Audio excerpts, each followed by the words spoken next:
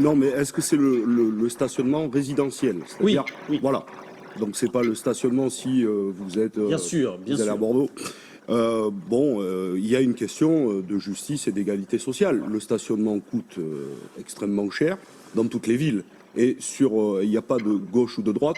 La question du stationnement dans une ville, est-ce qu'on le fait payant, est-ce qu'on ne le fait pas, est-ce qu'il y a des zones bleues ou pas, c'est toujours extrêmement complexe. À partir du moment où on a une grande ville, c'est vrai que la question du stationnement payant se pose. Et c'est une question de justice sociale que de devoir payer peut-être suivant ses moyens. Comme il y a une question, parce que je dirais, on folklorise un peu les premières mesures prises par des villes prises par la gauche avec des majorités plurielles, avec des maires écologistes. Mais par exemple, je sais que Pierre Urmic a pris aussi des questions sur l'encadrement du prix des loyers. Ça, c'est une bonne question. Et ça devrait faire plus la une et plus débat que, je dirais, des mesures annexes comme celle-là, ou comme le sapin de Noël. Et pour le coup, pour le sapin de Noël, je ne suis pas favorable. Je pense que Noël est une belle fête. Mais je pense qu'on folklorise un peu ce que sont ces villes prises par la gauche. Peut-être que la droite a mal digéré ces défaites à Bordeaux et à Marseille. C'est pas la gauche, les écolos, alors soyons sérieux. Si, il n'y a pas d'écologie sans rupture avec le capitalisme. Donc oui, il y a des écologistes de droite, c'est vrai, il y a débat chez les écologistes, mais la vraie écologie est ancrée à gauche. Et par exemple, à Bordeaux, il y a aussi, pour la première fois, des adjoints communistes. Je m'en félicite. Je les connais bien puisque je suis bordelais d'origine. Donc j'ai un ami, par exemple, Vincent Morin ou Olivier Scott, qui sont devenus maires adjoints. Je m'en félicite. Bon, là, tout est mélangé. Si on prend le Tour de France, moi, le Tour de France, c'est l'histoire de France. Et le sport, ça coûte très cher. Par exemple, se rendre au stade, pour une famille de 4, c'est extrêmement cher.